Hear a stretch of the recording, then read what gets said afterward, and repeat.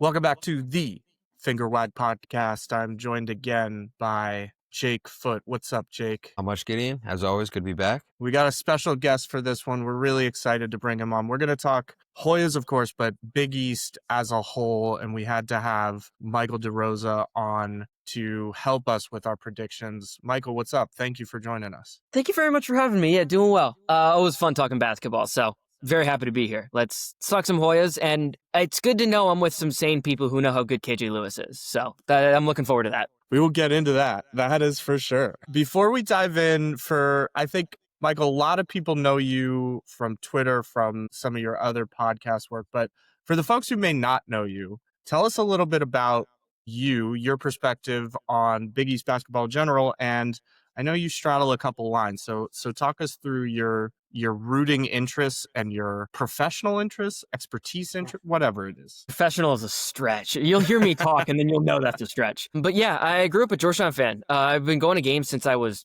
very, very young. Like my old man, I was going with my grandfather. Going to games all the time. Like I was at the Georgetown Duke game, for example, that Obama was at. Like I was at that one. So like just dating way back just to timestamp that for some people. And been going to games for a while. Grew up a huge Hoyas fan, and I'm never going to lose that part of me. And then when it was time to go to college, I decided to go to this school in Indianapolis called Butler that just so happened to also be in the Big East. So I'm a big fan of blue and gray Bulldogs is what I've decided in life. That's just kind of like my path. Yeah. There you go. We'll allow it.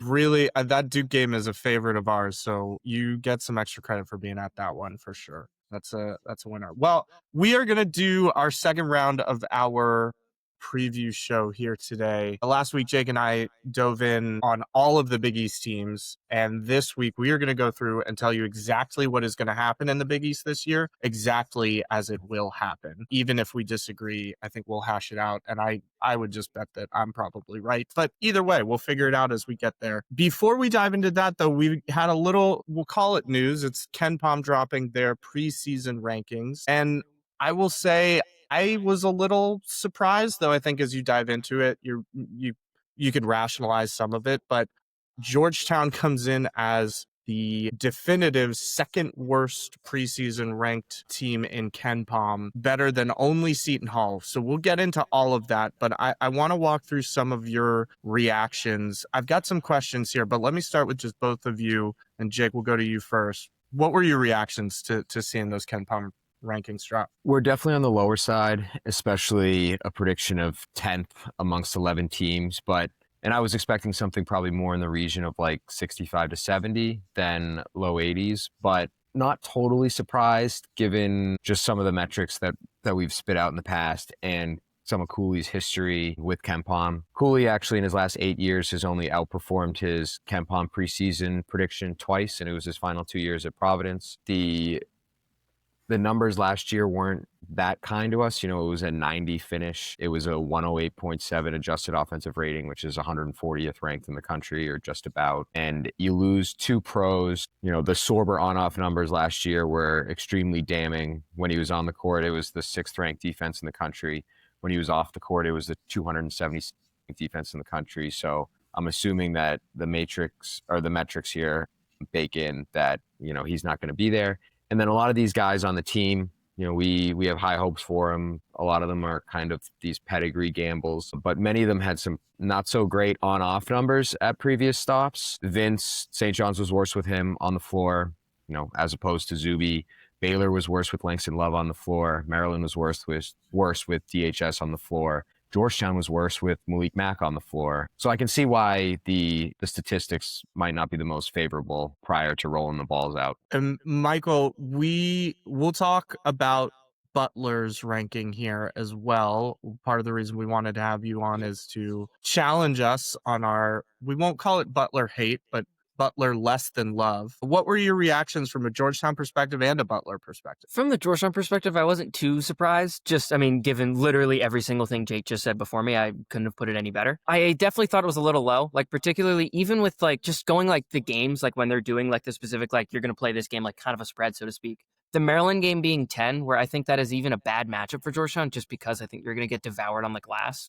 That's just because that's what Buzz Williams teams do. Even then, like 10 points to Maryland, that's a lot to me. A Maryland team that I think is only okay. But yeah, I wasn't too surprised, but I did look at it. I was like, oh, that's low.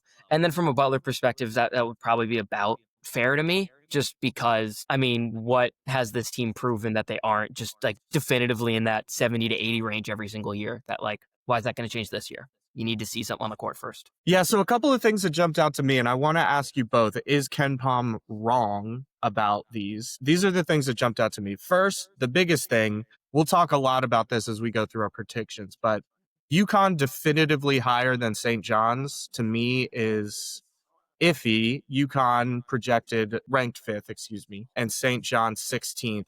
Is KenPom wrong about that? I think he's a little kind to UConn here, just giving them the 13th ranked defense in the country. And, for reasons that we talked about last time, that they'll be good on that end, but there still are some personnel concerns about the guys coming back. I think it's fair to not coronate St. John's just yet. There are going to be a lot of new pieces that, we're going to have to find out how they fit together. Rothstein was at their practice this week and he pretty much said as much, that it might take a little bit, but a projection of a 14-6 record for that group in what I think is this week of a conference, I think you're underselling them. I think both those teams, UConn and St. John's, win 17 plus. So we'll see. Michael? Yeah, from that perspective, I'd agree. But like from like the overall ranking, UConn 5th, St. John's 16, I actually think that's fair. Those are probably going to be about the range I have those teams in. I'm very high on this UConn team this year. I genuinely think they're true national title contenders.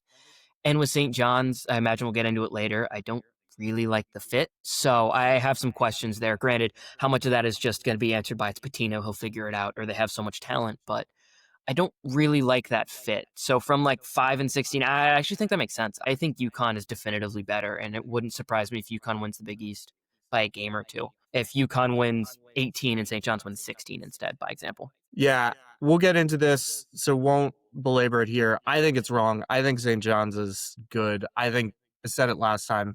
You're giving one of the best college coaches in history, one of the most expensive rosters in history. And I think that's going to work out. Let's go to what was most surprising to me was Georgetown projected on their defensive rating. Is Georgetown, and that's 3rd worst in the conference. Michael, we'll start with you. Is Georgetown going to have the 3rd worst defense in the conference?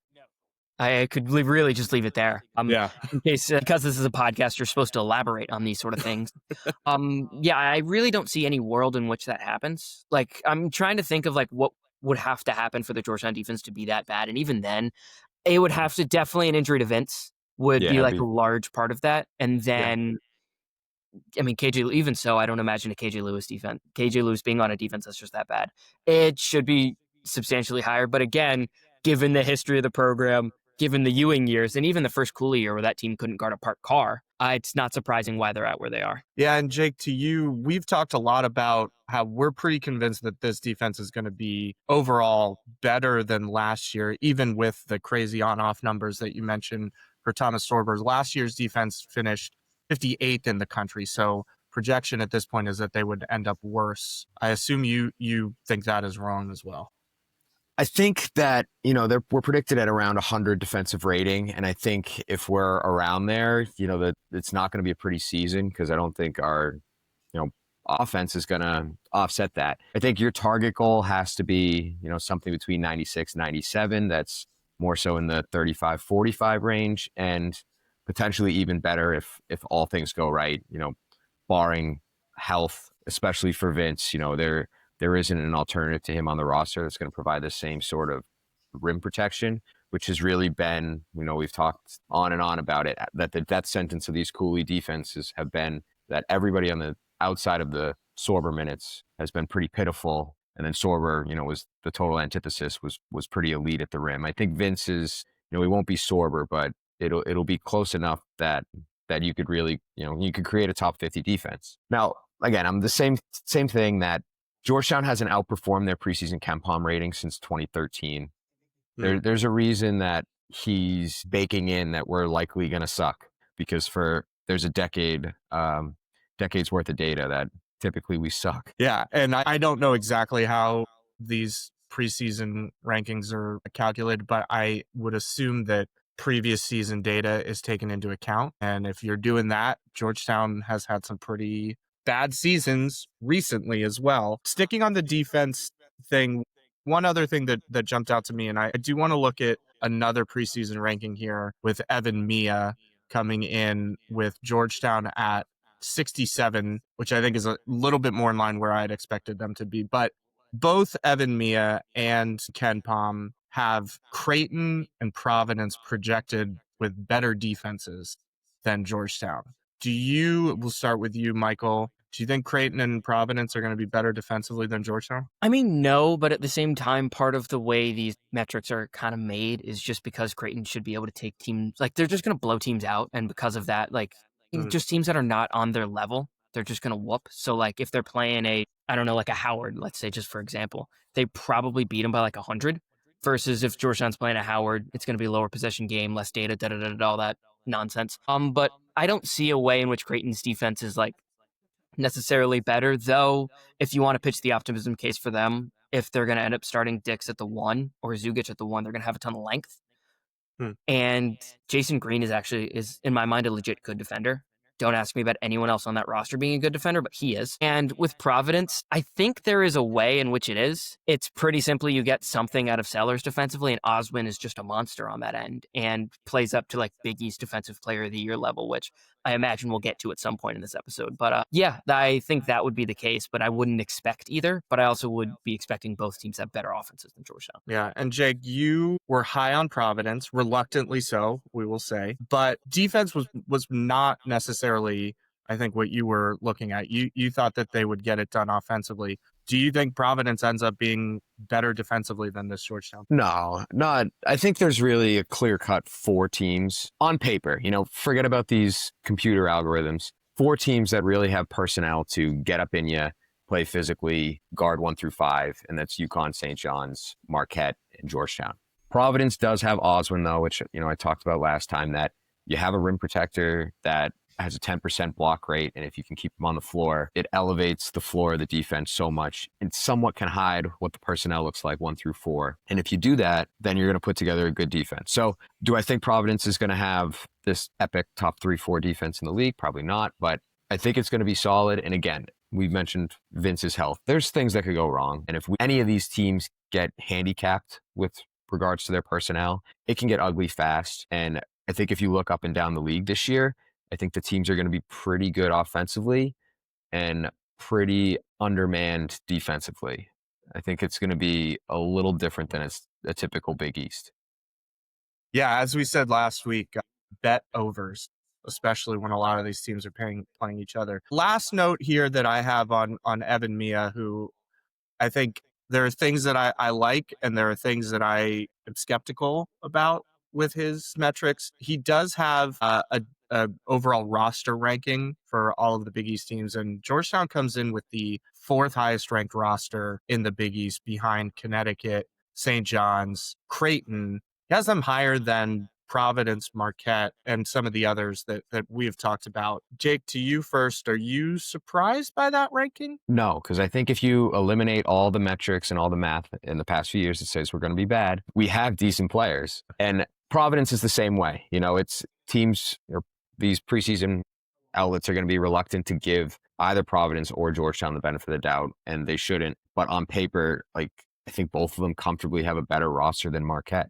Marquette was a KenPom 30 team last year that loses an All-American, David Joplin, who was a borderline 15 points a game guy, and Stevie Mitchell, who's been in Defensive Player of the Year conversations for 2 years. And they replaced it with internal promotions. They're at a talent disadvantage compared to where they were at last year. And I agree with Mia that says that's maybe the 60th best roster in the country. But again, you have to give some credit for continuity. You have to give the benefit of the doubt to Shaka. And we talked about it last time. I think they deserve to be given the respect of likely the 4th best team in the league. But, on paper, we've got the guys. It's just about putting it together. And Michael, I'll let you cook here on Butler, and I want you to tell us what we got wrong about our tepid expectations for Butler. But one thing I'll point out, this is a place where Evan Mia definitely has Butler dinged, has them with the 78th ranked roster, whatever that means. Their offensive projection based off of Mia is 66 in the country. He has them as, let me just double check, by far the worst defense in the Big East. So that's interesting. Go ahead and Cook and tell us why we are wrong about what's Matta U. So honestly, I didn't think you were very wrong. I just wanted to be a bit of a jerk when I sent that message in the Discord just because I could be. But a couple things was, one, I think the offense should be a lot better if you have a true point guard running it. Now, is Jalen Jackson a true point? Ideally, he is. But he also played a lot of the 3 last year at Purdue Fort Wayne. Like, when they played Michigan, he was the guy they put on Danny Wolf. Like, I think he's actually a much better defender than I think you guys gave him credit for. Just granted, you guys are right, he is pretty slow for a point guard. But I think he's very physical, and I think that should help. That would be my main thing. Also, when you're getting a guy like Michael Ajayi, the goal would be to have him be obviously the goal is to have him be the version he was at Pepperdine. But last year with Gonzaga, the thing that they were like best out of anyone in the country was they just had the best pick and roll.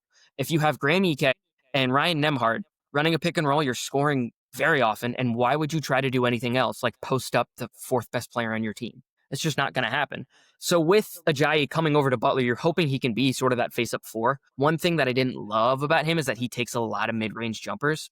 And in Thad's first year at Butler, that team took more mid-range jumpers that were contested than I feel like anyone ever needs to. Even like back teams in like the 70s. That Butler team still just loved pulling up for a mid-range jumper with 2 hands in their face. And they didn't go in very often. So the hope would be that doesn't happen. But I think since that team, Alex Barlow came in and has designed some pretty decent offense. Last year, they weren't able to run a lot because they decided Colby King could be their point guard, which respectfully was a very bad decision. I don't have a ton of faith in that defense, and I think the team could be pretty slow. In the backcourt, at least, with Jackson, Bizjack, Kaiser, I wouldn't say any of them are fast. Kaiser's lost a lot of weight, so you hope he's put on some speed, but he was slow in his time at Maryland.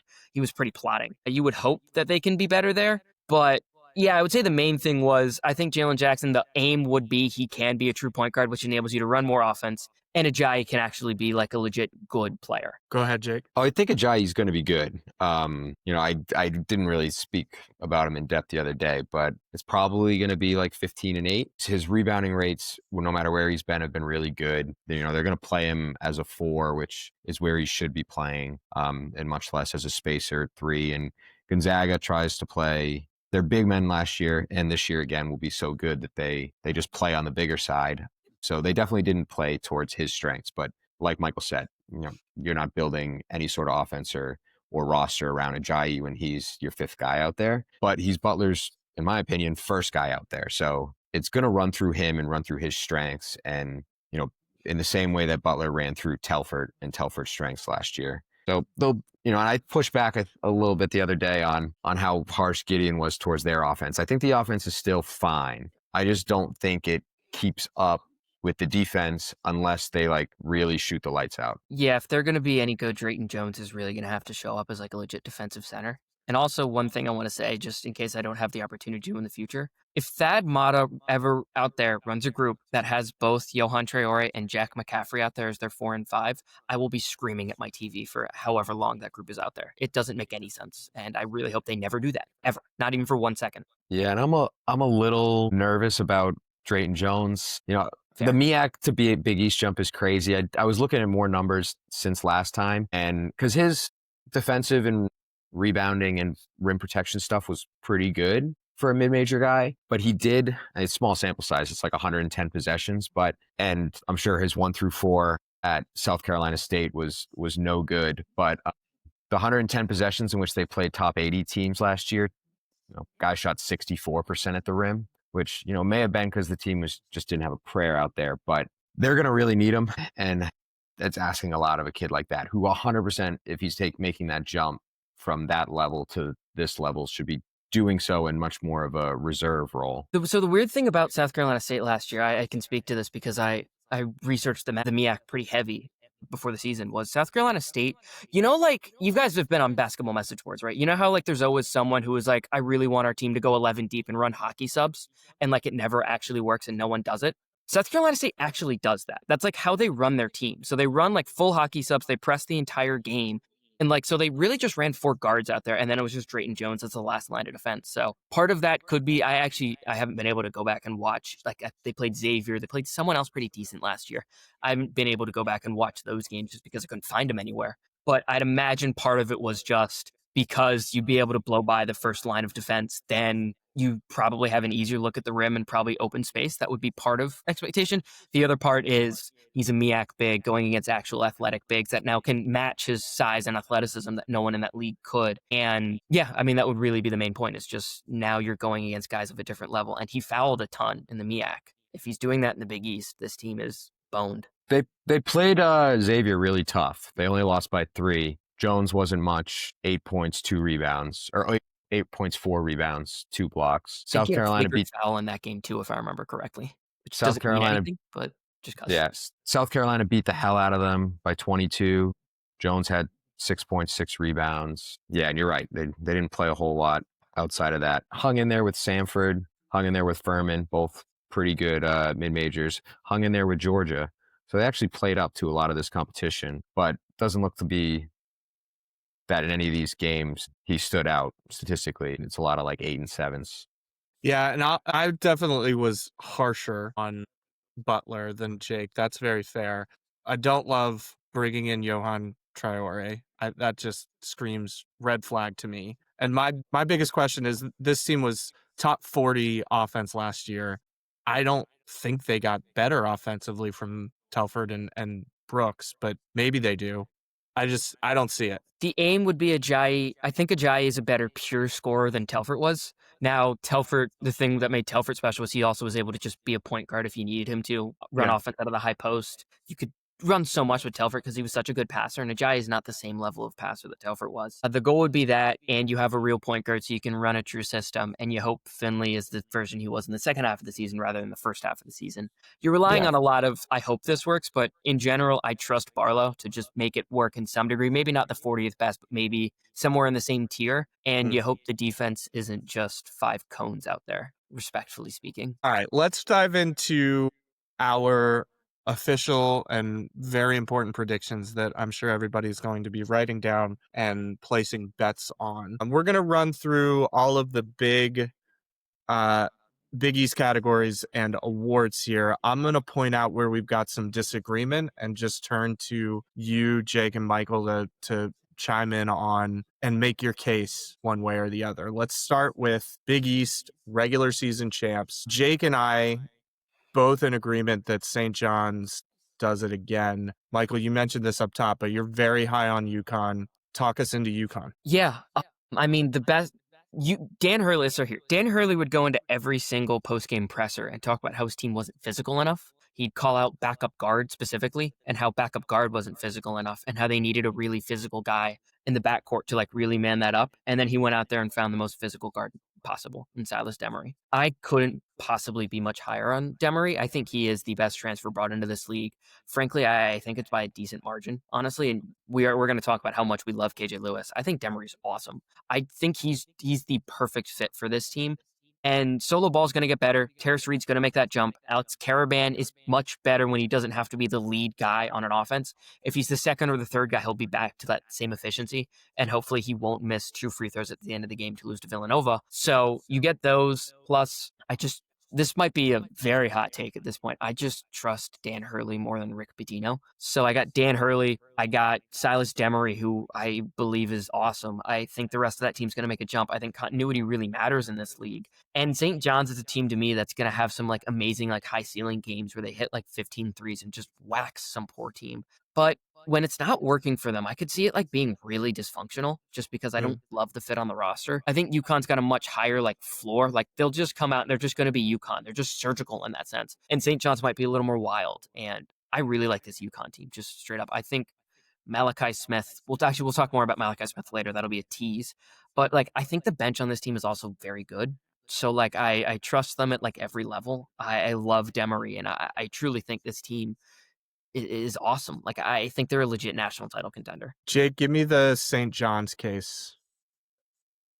St. John's case is that they comfortably won the Big East last year. with a roster that couldn't make a shot outside of 10 feet. They bring back the best player from that roster, in my opinion. I know RJ Luis got all the awards, but Zuby was the biggest difference maker in the conference. They're going to put together a team that's bigger, stronger, faster, more physical than every team they play. That's typically a recipe for not dropping the game here and there to a team that's inferior to you talent-wise, just because of the discrepancy in athleticism, for a lack of a better term. And I do love this UConn team, and I do love Hurley and that staff. And Michael, I agree that Pitino is probably the best of all time, but right now Hurley's the best in the game. Hurley still gets tripped up in Big East play. They lost 6 games last year in Big East. 3 years ago, I should say, when the first national championship team, that team went 13-7 in league. And these coaches know each other so well that it's really hard to run the table, even though I do think that both these teams come pretty close to running the table in games not against each other. But I'll give St. John's the benefit of the doubt in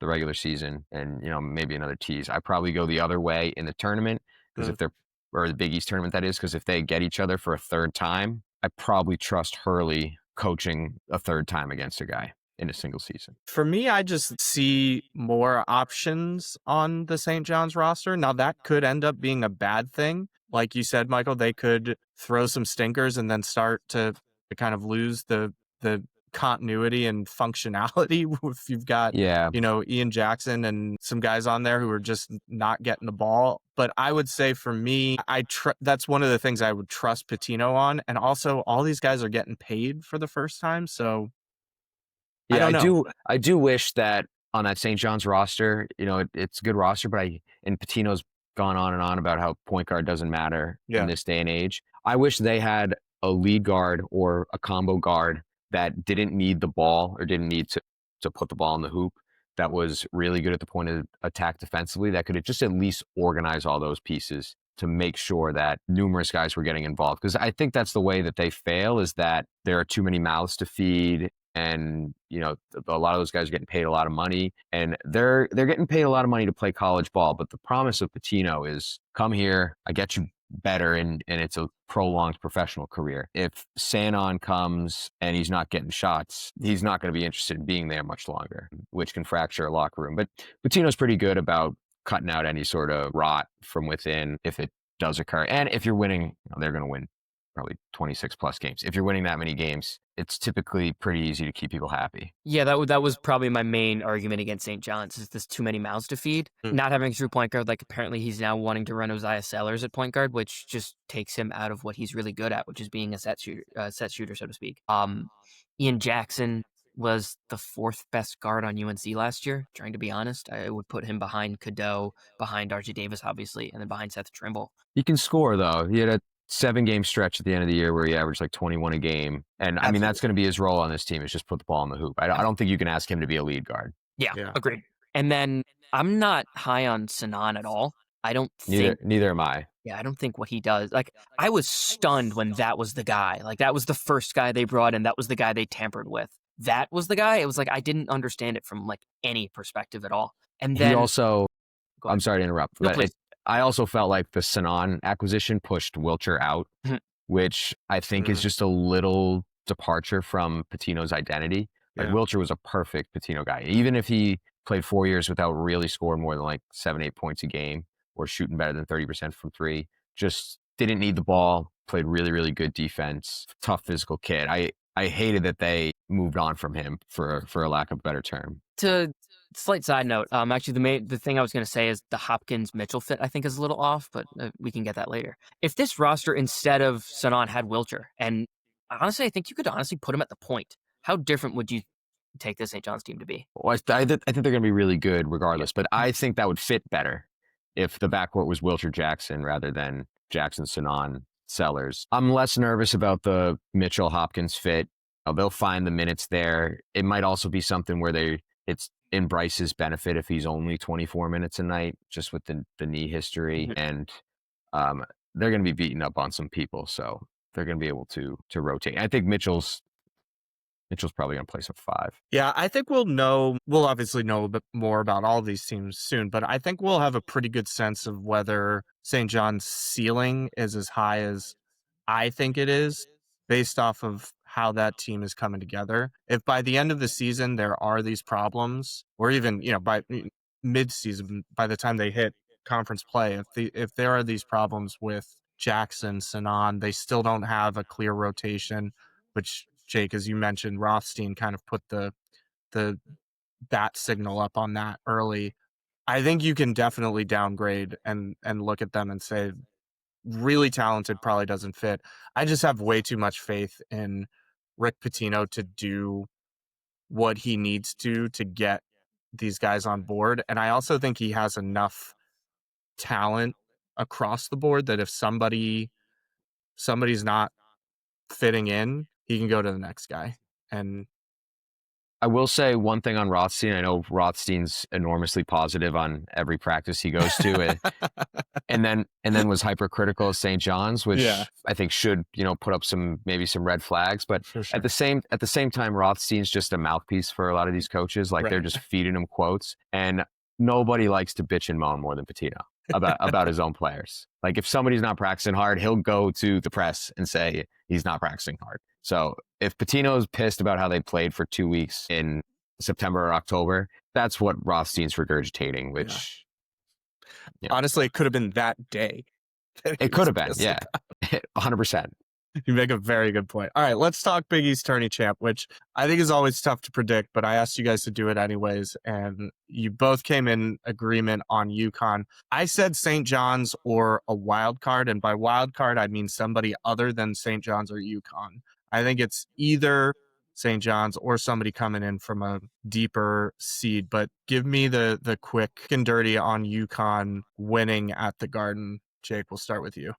Well, I just said UConn because I don't think Hurley loses 3 times in a row, or not 3 times in a row, but loses the 3rd time around. His teams are always extremely good in a tournament setting. MSG kind of, that St. John's home court gets nullified. It's kind of equally UConn's home court at this point.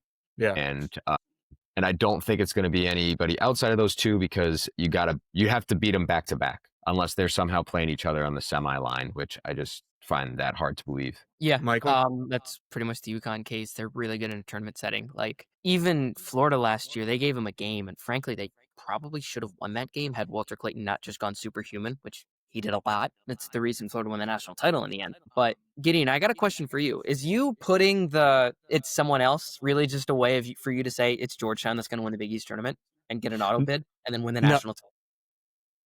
God, I wish. No, it is not. I actually don't think Georgetown is on the. I think it's like I could see a Marquette having a so-so year and going on a run in the tournament, or this is a place where I could see like Providence making a push because Edwards gets just insanely hot at Madison Square Garden and then upsets an otherwise very clear bad year for Providence. And we're left with several weeks of, did Kim English do enough to save his job in the Big East tournament? I don't think Georgetown wins the Big East tournament. I don't see that happening, but hey, year 3 Providence Cooley won the Big East tournament, got himself in. They weren't going to make it otherwise. There you go. I think you heard it here first. A guarantee from Jake Foote. No, the likelihood of that will win is the Big East tournament. The likelihood of that, I think, is slimmer than even when Ewing did it. Yeah, with those two giants. But I mean, Ed Cooley in the last presser, he did promise to win a Grammy, an Oscar, and to win the Big East tournament if Sorber came back. But like he didn't. But like maybe he thinks he did. Maybe Vince is the next Sorber, and they never lose a game again. Well, if Sorber is back but watching, because he's rehabbing his knee still. Does that count? It could. There we go. Yeah, you guys make great points about UConn.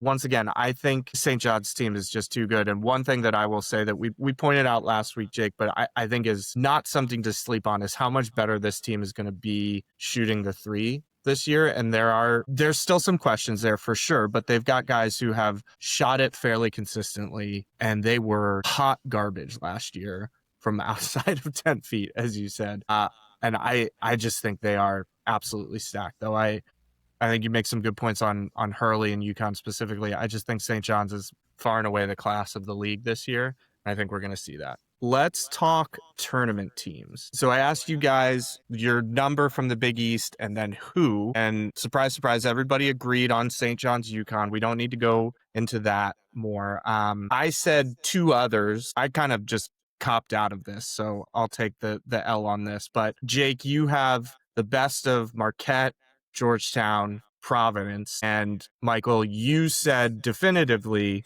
Creighton, Marquette, Hoyas. So 4 for you, Jake, and 5 bids for you, Michael. Let's start with you. You see the Hoyas as definitively getting in the tournament. Congratulations and thank you, and tell us why.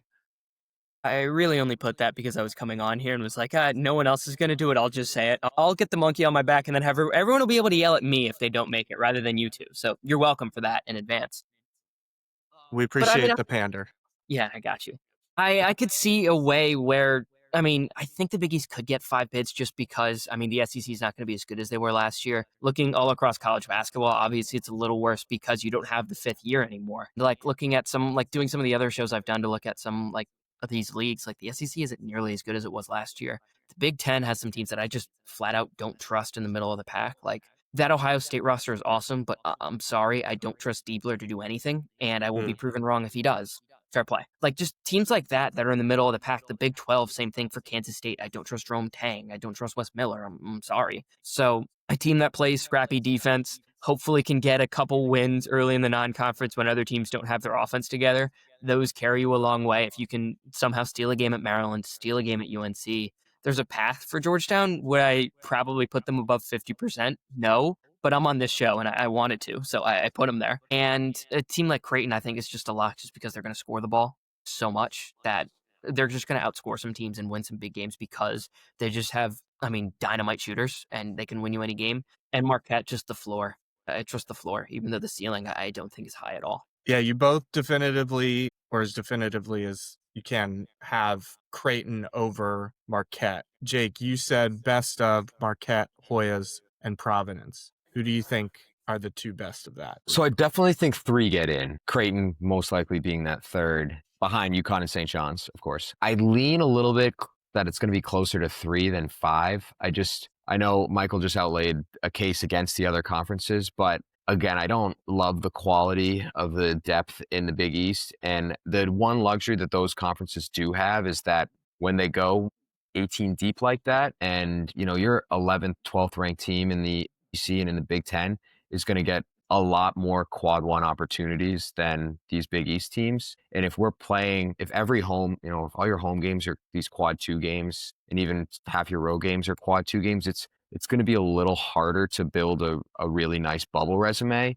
And thus you're probably going to need those maybe 13 conference wins like Xavier had last year that got them in. I made a note that I think 12 conference wins with a good non-con performance gets somebody in. If that was Georgetown, it's probably that 9-2 that we discussed 2 episodes ago, which gets them to 21 wins plus hopefully 1 in the Big East. And if you were 22 and 10, you're probably, or 22 and 11, you're probably in. Of those 3, I made a declaration that I don't think Marquette's a tournament team, even though I would say they're probably the most likely of these 3 to have the best year. I also declared that Providence had the best roster of these 3, and I declared that I think Kim keeps his job, which would imply that they make the tournament of this group.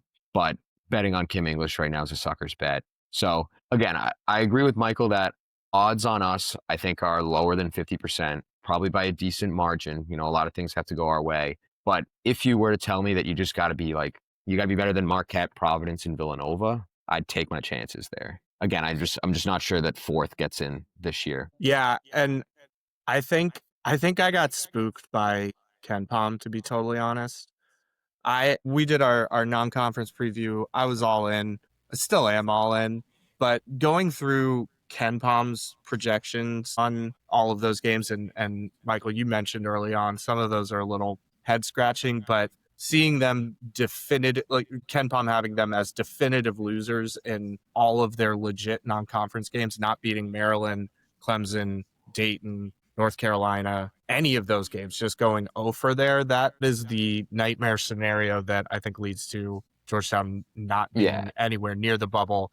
I don't see that happening, but the fact that KenPom did freak me out a little bit. The nice part of the schedule, well, if you look at KenPom closely, he projects 7-4 non-con. So he says that law of averages says we get 1 on these percentages, but he also predicts we lose by 4 to Clemson And I think that Clemson game 2 weeks into the season is going to tell you exactly where they're probably going to lie 4 months later. And Cooley's teams typically improve over the course of the year, and similar to Willard teams, and probably have a better February, March, provided they're healthy. But if you're serious about making the tournament, and we said this in the non-con preview, you beat Clemson at home. And Clemson's not the 32nd ranked team in the country, like KenPom says. KenPom has them ahead of UNC, and that's, if you compare those two rosters, that's crazy. Yeah. That's his caked in success for how Brownell's done the last 2 years. And of all those guys on the team last year, there's one contributor back, and he was a role player. So I think you got to take all this stuff with KenPom now with a grain of salt. He's still the best. All these guys are trying to match him, and he's time and time again the most accurate. But it's a total guessing game when these teams turn over rosters every year. Yeah, and he is way more accurate once we start getting data, for sure. So I'm still very high on Georgetown catching a fresh and not particularly cohesive Maryland squad early in the season and just getting a win there. And if they get a win at Clemson and don't stink up the conference schedule, do you think that that's enough to get into the tournament with those 2 non-conference wins? If it's 2 non-conference of the 5, like 5 high major, or not high major because Dayton, but of the quality teams they play, yeah. I think you need I think you need 13 wins in conference. Again, my target number is 21. If we win 21 regular season games, I think we're in. You should beat that Dayton team. That Dayton team's not good. I agree. You're going to be favored in that once Vegas gets to set that line. Yeah. Unless something sloppy happens in the first 3 weeks or somebody gets really hurt. Yeah. Again, I think 8-3 is the safe bet on non-con. I think you got to be hunting 9-2, and then you just let the chips fall and Big East play. Yeah.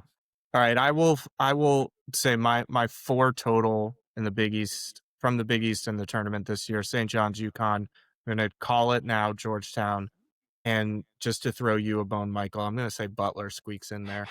That's what a flip from last episode. Nice pander. I'll take it. Way to pander. I didn't even say that. This is reciprocal here. You give us a pander, I throw you a bone. You talk me into it. Fanta, Doster, and Oglesby podcast gave Butler some love too. There you go. God loves Butler this year.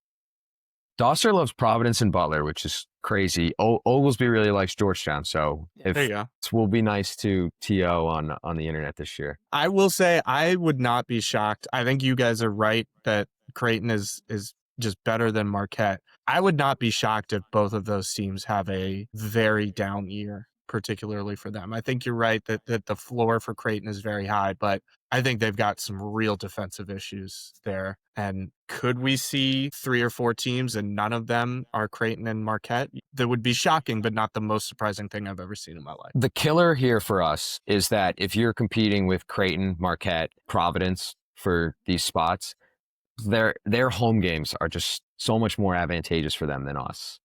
And no matter what Creighton is, flying out to Omaha to play against 17,000 people is going to be hard. Likewise for Marquette, and likewise for Providence if they're decent. If they're bad, that crowd is going to turn on them. But so again, early in the season, really important to win games, maybe get some people in the seats, give yourself a better chance in conference play. Or if you want to win at Creighton like Butler did 2 years ago, just shoot like 70% from 3. There you go. Works too. That seems like a great plan. Or steal the ball at half court every time, like Micah Peavy. Also a good plan. Actually, great if you could combine both. We've talked about where we see the ceiling for these teams, and it's really the national ceiling for teams out of the Big East. I asked you guys just generally how Big East teams perform in the tourney once they get there. Overall bad, I would say, is the general takeaway from this group. Jake, you think one of the big 2 makes the Final Four. Michael, you think it's UConn that makes the Final Four, and St. John's loses to another SEC team. Any thoughts from either of you on that? No, I think either of them have a chance, at a Final Four, at a national championship. Hurley's done it 2 times in 3 years in this environment. At every single stop Pitino's been to, he's been in the Final Four in the first 4 years, and this is year 3.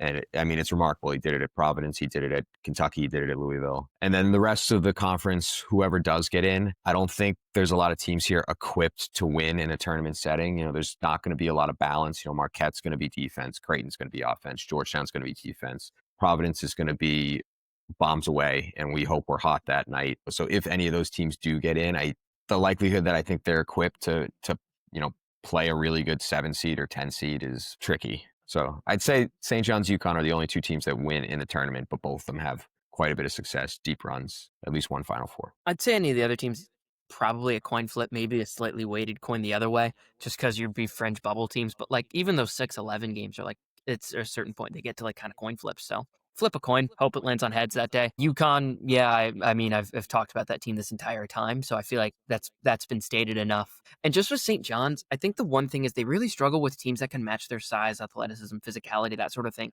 That's what we saw in that Arkansas game, and they were just flustered. And a lot of that blame went onto RJ Lewis when in reality the entire team, sans Zuby, was just incredibly flustered. And I could see that absolutely being a problem again. And that's just a league that just has size, athleticism at so many spots. I wouldn't trust in Auburn this year just because I don't know what Stephen Pearl is. But just looking at that roster, that's a team that has an awesome guard. And then just 2 through 5 are just really big and athletic, and they would have enough to push them off their spots. They'd be the bully where St. John's was so used to being the bully, and it's a lot harder being the nail than it is being the hammer. And so I think they could get them again, and just that could be their kryptonite. I wonder how much that Arkansas game was in Pitino's mind when he built his roster. We'll never know, and don't know how much strategy he also deployed there versus just going and getting the best guys he thought he could. But that is one place where, he sits RJ Louise for the last half of that Arkansas game or the last quarter of that Arkansas game, and they just had absolutely nothing to go to there. I just don't see them not having a response in that format this year, because they've got guys like Dylan Mitchell, who we'll talk about, Dylan Darling, who I think is tough, but I just don't see it. I don't see them getting pumped like they did last year. So you make a good point. All right, let's talk awards. Perfect. This first one, really easy. Player of the Year. I think we're all in agreement. Zuby Ejiofor, the best player in the Big East. Any thoughts on him, Michael or Jake? He's awesome.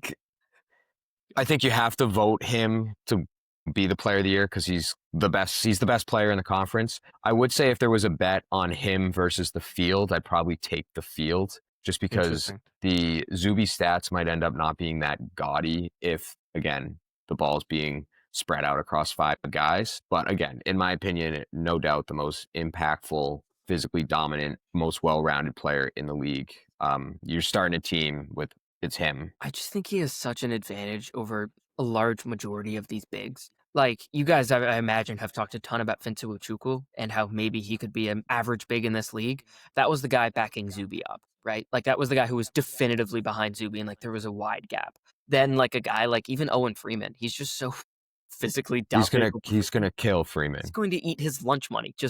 I think Zuby versus the third best big is such a wide gap versus whoever the best point guard is, shooting guard, whatever. Yeah. Versus their next guy. That I just think it has to be him. There's only 2 games on their 20-game schedule where a team's got a big man that can somewhat physically match him, and it's Terrace. He's going to kill Ben Gold. He's going to kill Freeman. He's probably going to kill Vince and foul him out in 12 minutes. And then he's going to kill Julius. He's going to kill Johan Traore. He's going to retire after 28.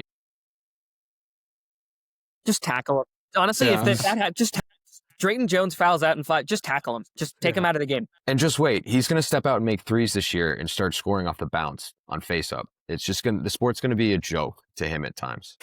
Yeah, we said this last time. It just it is such a weak position this year, and he is so good. The gap is just too big, and I think it's his to lose for sure. But interesting, Jake, that you could see somebody else coming up, and I think you do make a good point that they've got a lot of guys on that roster that could eat into his stats. But yeah, if he starts making threes really consistently and stepping out, that's rough for the rest of the league.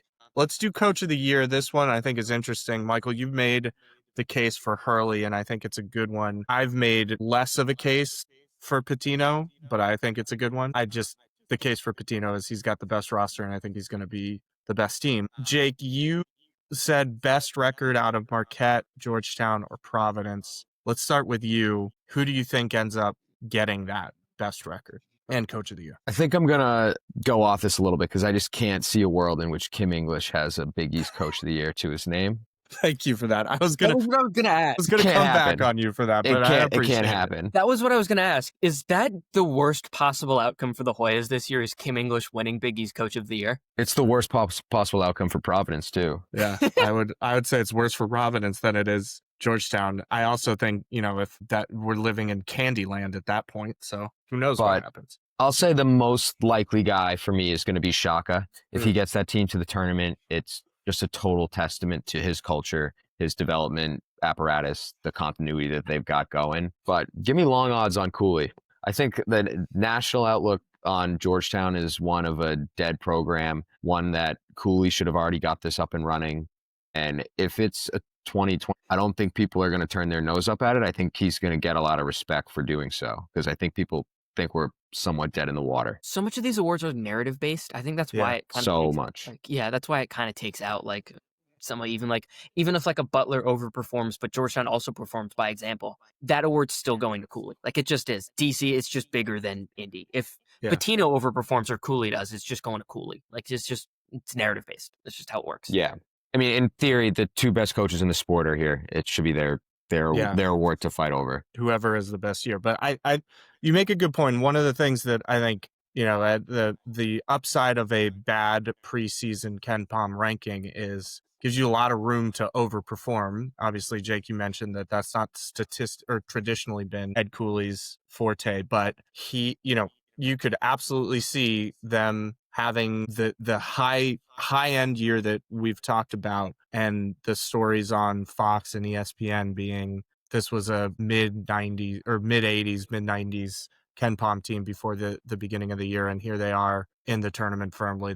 What a great job Ed Cooley's done in Georgetown. Yeah, I'll give Willard a long shot here too. Not because I think he's going to do it, but because I think if they pull off success, I think it's going to be really, really impressive. Again, Fair. probably not that narrative friendly, because I think people have higher expectations of Villanova than rationally, and I think Villanova fans think the same way. But if that team wins 12 Big East games, then he hit a home run. All right, let's do freshman of the year here. We've got a little bit of an interesting debate occurring. We've got the two Villanova guys, and then Jake out on UConn Island with Braylon Mullins. Michael, you said Matthew Hodge. I said Caden Lewis. Let's start, Jake, with your case for Braylon Mullins. Why do you think he wins freshman of the year? He comes in with the biggest pedigree. He's going to play 28 plus minutes a game on that team. McNeely got the award last year outright, whether that was deserved or not.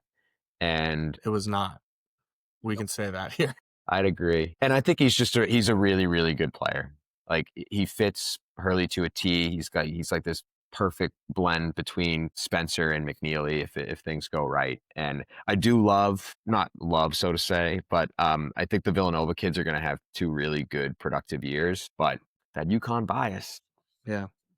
Give me Mullins. Michael, talk me through Hodge. Imagine it's probably very similar to the case that I have for a Caden, but tell me what you're thinking with Hodge. Yeah, I'd imagine it's the exact same. And Jake probably has the correct answer. It's probably Mullins, just because, he plays for UConn and he doesn't miss. That's a pretty good recipe. But with Hodge, just straight up, I think he's Villanova's best player. I think he's going to he's going to have the ball in his hands a ton just because of that, because I really think he is their best player. I think they're going to run a lot through him. I think he could be like a 15 points a game guy, even on a bad teams. Like, the efficiency numbers might not be great, but I just think he's going to have the ball a ton. From everything I've heard with them at practice, he was lighting it up last year. He looks good this year just because he's able to do so much. Willard has kind of excelled with guys in this similar mold of like forwards who can kind of do it all. Mamu Kelishvili being the obvious example, and Hodge isn't there yet nearly. Mamu won a Big East Player of the Year. I'm not picking Hodge to win Player of the Year, but just say, he'll have the ball in his hands a ton. He plays that sort of style, like Donta Scott, another name. He plays that sort of style that, I think he could be there. He shoots it pretty well, really skilled offensive player. Not nearly the athlete that his brother is, but he's super skilled, does so many different things, have the ball a ton. why not? I'll take a shot at Matt Hodge.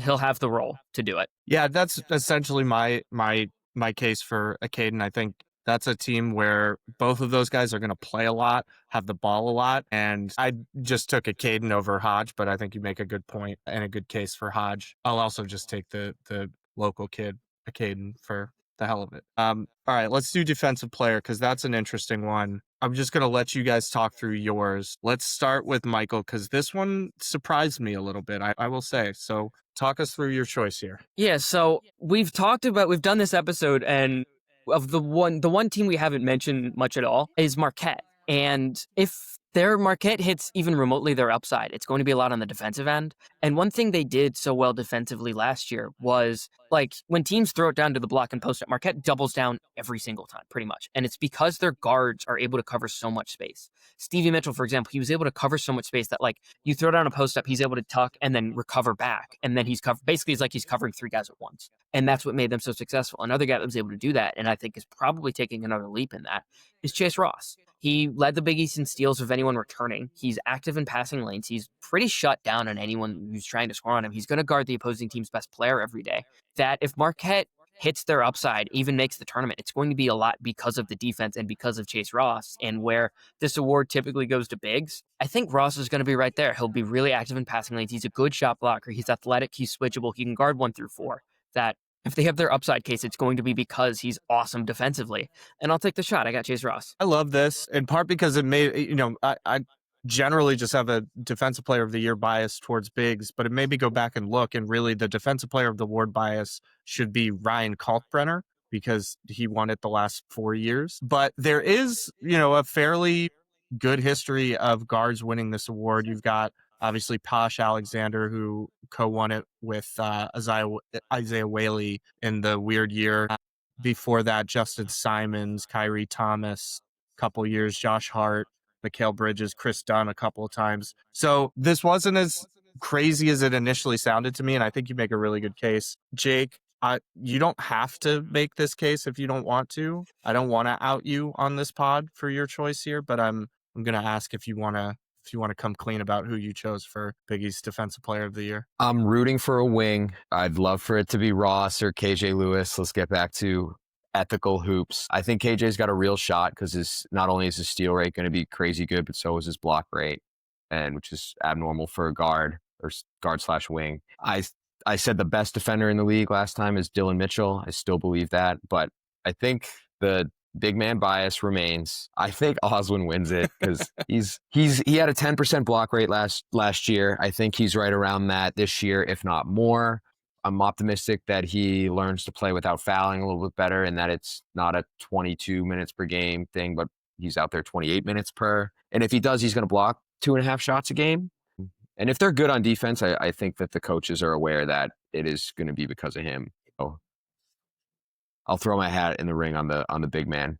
Providence fans, it's the most complimentary a Georgetown person's ever going to be. And then the minute the games start, I'm off it. That's an important caveat there. We'll put that in the show notes for sure. I went with Terrace Reed in large part because of the big man bias, but after diving into this because of Michael's nod to Chase Ross, I actually think KJ Lewis has a legit shot at this. And in part because I think Georgetown's overall defense is going to be very good. I think he's going to get a lot of credit for it, and I think he's going to get a lot of steals, but it's going to be guys behind him like Deshaun Harris-Smith, like Jeremiah Williams, Vince, if he can stay on the floor, which I think he'll be able to do. I think their defense is just going to be really good, and you're going to look at that team and say, wow, that defense was great. KJ Lewis was the best defender on that team, and he'll have the stats to do it. So by roundabout way, Michael, you've talked me into KJ Lewis because I think that's fun. But I do hope it is not just, they give it to the next Ryan Kalkbrenner, not that there is one in the league. But all right, let's do sixth man. Let's start with you, Jake. Who's your pick for sixth man? At this point, it's a total free-for-all because, for most of these teams, you don't know who's starting and who's coming off the bench. Yeah. I think there's a case to be made with Dylan Mitchell just because I think you probably know he's coming off the bench behind Hopkins and Zuby. I'm going to go a little different direction. Demarius Owens at Marquette. He's definitely going to come off the bench because I think Parham's the starting four-man there. And they've been very complimentary of him within the program there. And he didn't really get a fair shake last year because he was injured leading up to the season. He's kind of had this similar outcome as Kayvon already for Georgetown, and they were actually AAU teammates. But I think he's going to get extended run out in their front court, 20 to 25 minutes per game. They're going to need people to put the ball in the basket, and I think he does it he has the chance to do it pretty well. What's the sixth man of the year going to be? Like 8 points and 5 rebounds. It's not going to be crazy. Yeah. Michael? Who's your guy? So I don't hate the Owen shout. He has all the tools. It's just he hadn't put it together like at all last year, really. I really liked him when he committed. Just he's got all the athletic tools, just the skills didn't really translate at this point. Yeah. If it does, the upside's there. Just to interrupt real quick, it's kind of nowadays where freshmen have such a hard time making an impact, especially in a league like the Big East that's physical from the jump. If you lose September and October to injury, it's so hard for these kids to get up to speed by playing in an auxiliary role. So I don't blame any kid. Like I don't blame Kayvon, and I could see him coming into a role this year just because he's hopefully healthy enough to practice enough in the lead up to the season. But yeah, it's just that's so hard for some of these kids when they get hurt in the preseason. Yeah, makes a ton of sense. Continue. Yeah. Dylan Mitchell would have been my pick, but I saw he was already on the sheet. So I decided to go another direction, and I'm going with Malachi Smith. Just because I think he's going to play a lot, and he's on one of the two best teams. This is probably going to one of those two teams. And looking up and down the league, Malachi Smith, I believe if he was starting at, say, Butler, for example, I believe I'd think of him as a top half point guard in this league. And so because of that, and he's coming off the bench, we'll take the shot. Makes a lot of sense.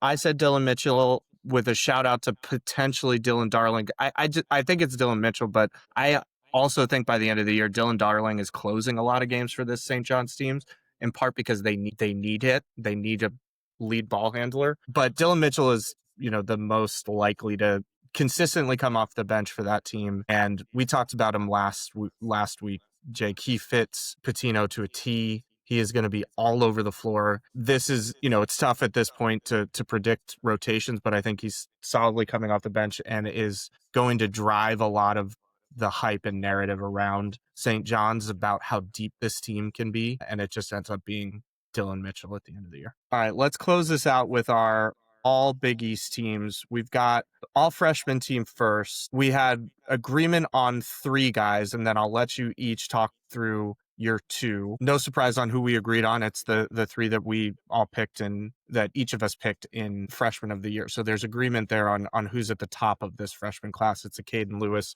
Braylon Mullins, and Matthew Hodge. Michael, who are your 2 that are going to go along with those 3 on the All Big East team? Yeah, so this is bad for the brand looking back at the sheet and seeing one of the names that's on here, but I'm not going to spoil that. Rather, I went with Nigel James at Marquette and then Najee Hines at Seton Hall. James, I think, could be starting for Marquette later in the year, especially if Jones doesn't have that same explosiveness that he was really known for coming off the ACL tear. And I think James is really good. So I'm really high on him as a prospect. I think he should have been a top 40 kid. Wouldn't stun me, honestly. Nah, that would stun me. Actually, never mind. I'm going to rescind that point that I was about to make. But yeah, I think James is awesome. I like him a lot. And then Hines, I just think plays a ton. And it wouldn't surprise me, again, if he is starting the back half of the year, just because I don't know if Godswill Arena is really going to earn minutes. And maybe Hines does. And they just want to play the kid more just because fans are screaming to play the kid. I think Hines is on that list. I also think Hines might start from the jump. The centers there are so bad, which is the Big East right now. But Godswill, I think, proved that he can be physical out there, but he can't play the sport. Their other options are Swemnick, I guess, is a small ball 5 who's just been kind of this mediocre depth big that every team he goes to finishes last in their conference. He's been at DePaul in Oklahoma State. And then I guess maybe the Jacksonville kid who's 8-5 in the A-Sun. So I think Stephon Payne's his name. So I just think they made an investment in this kid for sure to get him to reclass up. He's a local kid who's, I think, Jersey Player of the Year last year, and they're won a 4A state championship, and they're going to give him a chance. They need him. And then my second one, which is I think your Butler nudge here. I think Butler's going to be limited athletically, and they're going to need Efe Oliogu, who I touched upon last time, Canadian kid that played well at FIBA, who's I don't think he's really going to put the ball in the hoop at all. But athletic freak, hit the offensive glass, score in transition. I really like the James pick as well, the Marquette point guard, and I agree with you that there's a good chance he ends up the starter there. But I don't know. I feel like Shaka's going to play the other guys. Yeah. Just real quick on the Oluogu pick. Yeah, he did bad for the brand that you picked the Butler guy and I didn't. That's a bad luck. But I of the freshmen, I think he's the furthest ahead just because he's ready, strength, athleticism, all that, and this backcourt's going to need some speed at some point. So yeah, I think it's a good call. And these awards sometimes favor the worst teams in the league because it's the freshmen that are playing. Like I like Ryan Mila's game, but Mila was all freshman team last year just because he was getting a 25-minute a game run out in conference play. And there's like, we'll get to the end of the year and there's going to be like maybe 6 freshmen that are getting a 20-minute a game run out. Yep. So it's pretty limited, the options. It'll basically the rotations pick this award. Yep, I'd agree. I really wanted to pick one of the Butler freshmen, just again to throw Michael you a bone for coming on this podcast, which we really appreciate. I assumed you would pick one, so I didn't want to overhype the Butler team, but that's all right. We'll give you a mulligan on that. I like Nigel James as well. I also like Hudson Greer from Creighton, mostly because I think Creighton's going to be worse and he might play a little bit more. And I agree that I think this is a rotation award. I will say I'm probably wrong on this because he wasn't at the top of, I think, anybody's lists really. But when I look at that Creighton roster, I think there's space for a kid like him who is potentially very bouncy, very athletic, can get to the rim, and who knows? He's a good player. He's a good player. I can see a pathway for him leapfrogging Austin Schwartz right away, leapfrogging Zugic right away. So I like that. All right, let's do our all conference teams. I'm going to pick out the guys that we agree on, and then I'm going to let each of you talk about your other picks. And big shout out to Jake for going 3 teams deep on this, whereas the slackers that Michael and I are only went first team. So we've got agreement, obviously, on Zuby winning the player of the year. We also all agree that Silas Demery is on that first team. That, I think, is where the agreement ends, which is interesting. There's a couple of guys that 2 of us have. But Michael, you are our esteemed guests on this pod, so I'll let you go first with your first team Big East All Conference. Esteemed, hell yeah. Silas Demery is the guy. I think he's just amazing. I think he fits this team perfectly. I think he's going to do everything they ask. Solo ball, I think flat out could shoot 44% from 3. I think that earns you an award. Alex Caravan, if all these coaches are voting on this award and they don't know who to put in the 5th spot, they're going to put the guy who's been in the league for 4 years and just give him a seniority spot. Alex Caravan, there you go. There you go. KJ Lewis, brand play. I think he's amazing. I think he's going to play a lot. I think he's going to earn his stripes on both ends. I think he's going to be a menace in the same way PV was. That take the shot on KJ Lewis. And then my last spot, I went with Josh Dix. I think you need a Creighton player on there if they're going to be 3rd in the league, which I think they are. And I think Dix is the best player on that roster. I think he's going to score a ton. Seems like they're going to have him run the 1, which little skeptical of, but he's going to have to at times, and they're going to have the ball in his hands a lot. He's going to make a lot of decisions, and his jumper is just butter. That if he's out there, he could earn it.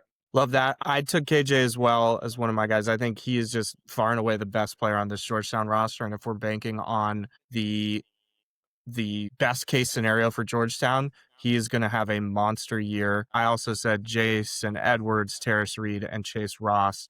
But I'll turn it to you, Jake, because we share a couple of those and have talked about them. I'll let you give your Big East All Conference team. I'm going to just throw some mentions at 2nd, 3rd team, which I think I had Dix there as well, like somewhere along all these Big East nominations. I don't think Creighton not having a 1 or choosing to go away from a traditional 1 is going to matter. Their offense is going to be awesome no matter what, especially with McDermott and Huss running the show. I think Malik does it.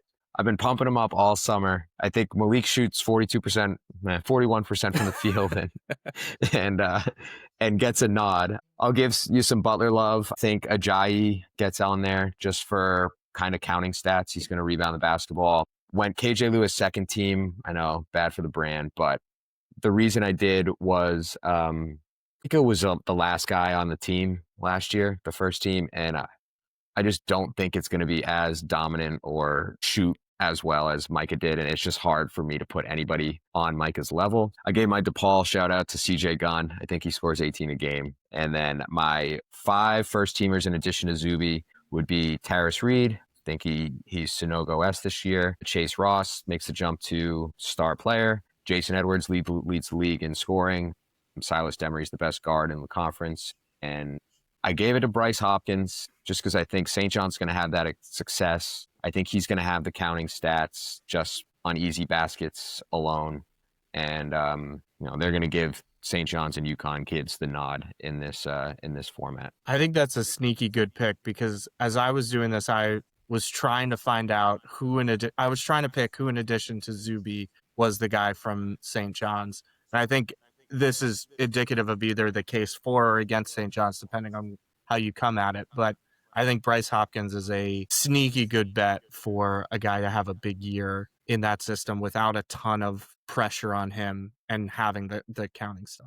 There's also, if they do kind of go to the traditional format of like guards, forwards, center. Yeah. If you run through the rosters in the league, there's just not any forwards. It's so guard heavy. If you name the best 15, 20 guys in the league, 80% guards plus the three good centers. All right, let's do one final quick lightning round that I didn't ask you guys about, but because we've got you here, Michael, I want to do a couple of the big picture questions that Jake, I've asked you these previously, but the first and most important, well, not most important, but most important for vibes or negative vibes, is Kim English the head coach of Providence next season? Because I don't have them making the tournament, I'm going to say no, just because I think that fan base gets really riled up. And I think for them, the one thing with Providence is if it goes bad, I think it just goes really bad really quickly. Like, I think if they lose one, if they lose one bye game, like it's from that point, it's just. Jake, I assume you're still a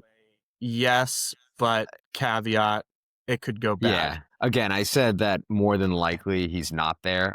My guess is that he does enough to put it together, or that roster's enough to kind of drag him through. They do play Virginia Tech like first week of the season neutral, and Kim's been pretty horrible at neutral sites. And I think you'll have a good measurement right then and there on how this might look. There's going to be a lot of answers in the first 2 weeks just because it's so hypothetical right now. If they lose that game by like 15 points, I feel like their season It could, yeah. Versus, and I think the fans it could be like instant panic. I'm going to go up a level because I think there's no way that Kim English is the coach next year. But I was poking around either on Discord or Twitter and saw a little report that Providence lost a secret scrimmage to Bryant. Now, I don't know if that's true. It's not. That wasn't real. That wasn't real. Hey, look, I don't know. Were you there? Did you see the scrimmage? No, I think it's just easy to get Providence people upset online. So some local New Englanders try to rile them up a little bit. I think the finger wag is officially reporting that Providence lost a secret scrimmage to Bryant, and we're losing all our integrity. Kim English gets fired before the end of the season. No, it goes without saying, but Providence did not lose a secret scrimmage to Bryant, but I don't think Kim English is back next year. Michael, what about that? Oh, that's good. Yeah, it's a good one. I love Thad. Yeah, very Thad. I don't think Butler wants to fire him. I think if he leaves, it would be one of those he leaves on his own term. Like, you don't want the situation that happened with Ewing. Granted, Thad Matta is not the same legend to Butler as Patrick Ewing is to Georgetown, the Big East, whatever. Like, it's not even close, but like, there's some comparisons you can somewhat draw. I really don't think they want to fire him. I'm going to end up saying no, he isn't, because I also think there is a chance that if they're like good and they overperform, that he's like, all right, I'm handing this off to Barlow. See you guys. And he just leaves like that. So I think there's angle on both sides that if they're really bad, he just steps out and that's it. And Butler has to go outside. And if they're good and they overperform, he just decides, I'll hand it off to Barlow. I got this thing rolling. I did my part. It's on you dumbasses now. Take this thing away. Jake, what do you think? Yeah, I think more than likely might be it for him. I don't think he's the same in Ewing in that I think he's got a little bit more feel for the school and the program and the moment and how he's doing. I think maybe the only way that he sticks around is if like the freshman class actually is pretty special and he says, I want to see this through. But I could also see him saying, like handing it off to Barlow and saying, you've got a really special freshman class here. This is going to be your chance to actually do something productive here, because, whoever that coach is next, whether it is a handoff to an assistant or they go outside because things flame up, it's a really hard job in this state. So I can't imagine Thad just wants to keep doing it. Yeah. All right, last two really quick. Who is the worst new Big East coach this season? I think you Richard know my thoughts. Pitino, Kevin Willard. Like record-wise, who is the worst team? Who's the worst? Yeah. Or who's the worst coach? Who's the worst team? I guess I was sort of leading into the haters ball, but let's do who's the worst team, and who has the worst outlook. I guess let's do that. Okay, and this is just Villanova versus Xavier, correct? Ooh, I think Xavier's gonna be bad. I think Villanova will be better, albeit not great. Yeah, I'll say Willard's better in both accounts. Better coach, and we'll have a better first season. Yeah, Willard in both in my eyes. I agreed with much of what Jake said in the last episode about Xavier's roster. I really don't like this roster. All the guys they brought in, like the big names, I thought were all pretty overrated when they entered the portal. They were guys I was like, I don't see why they're getting this upside, being all right. Pizzato, who's now hurt, and it's a shame, Italian brother, you know. And who's the other? And then Roddy Anderson, I watched a lot at that Boise team because I really like that Boise team. Yeah. No, he was the worst player on that team by a pretty wide margin. So I don't like that roster. And then just looking at like program, like the way people seemingly are talking about that Xavier program, it was like it was held together by string because they had Sean Miller and they were able to get so much investment that Pitino doesn't have that yet. So he's got to develop that and do all that sort of stuff. Versus Sean Miller was just like screaming at everybody. It's like, if you're not giving me money, I'm going to leave. And they were like, all right, fine, take it, go, get us one more year. And that he did that. Now it's like, I see there's just some way it doesn't go ideally.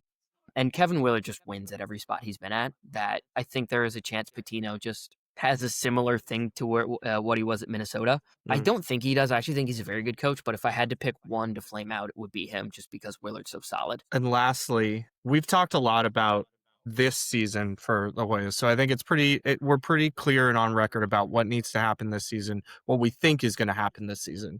But I want you both to project a year from now. So as we're going into next season, what are we saying about Georgetown? How are you feeling in general? Do you think we are talking about Georgetown rebounding from another bad so-so year, or Cooley taking a step to put Georgetown back as one of the top 3 teams in the Big East? Where are we a year from now with the Georgetown Hoyas basketball program? Let's go with Michael, you first, and then Jake will give you the last word. I feel like the likeliest outcome is this team like comes somewhat close to making the tournament, misses it, but fans are really optimistic about the freshman class because you land one of the handful of guys you've been going after that like people were really hyped about. So that would be my case, is that like, they lost this year, but it's like, oh, look at these new guys we got coming in. We're so back. And then we do that charade forever just because that's fandom. Time is a flat circle. Yeah. Jake? So I think that is the most likely outcome. I don't, again, I've said this before, that I don't want people to just freak out if it's just like 3 years, no tournament, this Cooley investment's horrible, because they've been taking steps in the right direction. I think if you are in that position, you know, it'll be another step in the right direction. Now, I think next year's roster is going to be really good. I don't know how it shakes out. The hope would be you retain Malik. You know, DHS is still around as a senior. Maybe 2 of these 5 stars that you're in on are coming in. Julius is a year older, and then you take that portal money that you supposedly have that you keep not using or just missing out on, and you go get another center in the portal, perhaps if you need it, or this is what I'm kind of hoping for, that you can look at, the impact that Micah had and the impact that KJ had, and you can be operating in a space where that's either Jordan Smith Jr. coming in for probably an astronomical amount of an NIL fee, a KJ Lewis raise to keep him around if the NBA isn't exactly in the cards, which I think the hope is that it is because of a really productive year, or you're just operating at the top of the transfer portal market with a treasure chest and some recent success of winning a bit and putting kids in the NBA. We haven't made the tournament. We haven't won a tournament game. We are still in a exponentially more healthy place right now than we were the day Ewing was fired. So again, I'm as aggravated as everybody that it's kind of this slow rebuild, but I'm still optimistic on how this looks next year, year 5, year 6, if Cooley is still chugging along. And I think it'd be really surprising if this year ended up being like a 15-17 team, and it was just like, damn, Cooley doesn't have the goods anymore. But we'll see. I'm still optimistic. I think next year's roster is going to be better than this year's roster. They constructed this year's roster to have Sorber, and if it did have Sorber in all these previews, we'd be lumping them ahead of Creighton and Marquette comfortably and right behind St. John's and UConn, and we'd all be puffing our chest out that Cooley's kicking ass. Yeah, I think that is really cannot be overstated how much we would be insufferable if Sorber was back, and that we shouldn't be insufferable the other way just because he isn't. And Yeah, with that, sorry, go ahead, Jake. No, I just said the rebuild was always built around Sorber, and you just got 1 year of him. Yeah, because he was awesome. He's gonna kill Michael, yeah, eventually. Yeah. Hopefully after the Nuggets win a couple more championships, but that's save that for another podcast. Michael, we really appreciate you coming on. Jake, as always, appreciate your thoughts, and again, shout out for going 3 deep on the all conference team when Michael and I really phoned that in. That is the quality of analytics you get from this podcast, and by this podcast I mean from Jake. But Michael, hopefully we'll have you back on at some point in time, maybe when we get into the season and before we play Butler, and really whenever you want to talk Georgetown, feel free to hop on. Would love to have your perspective. And as always, well, I guess I should also say we do have Hoyas basketball this week on Saturday. Expect the finger wag to have coverage from that. But thank you both at Hoyas Saxa. Yep, Hoyas Saxa. And Michael, plug your socials. Michael's a great Big East follow, Georgetown follow on Twitter, typically providing some good stuff. Yeah, thank you very much. Yeah, MD the Dream. I came up with that name playing 2K when they used to make you do like the social media thing. I watched like Hakeem highlights the day before, and someone called him Hakeem the Dream, and I was like, I'm in. So I just came up with that. Yeah, at MD the Dream on the Twitter sphere. Yeah, thank you guys very much for having me. I will probably end up taking that off you up on that offer at some point to just talk Hoyas mid-season. Definitely. Anytime you want me on, the answer will be yes. Love it. Thank you very much. Thank you both.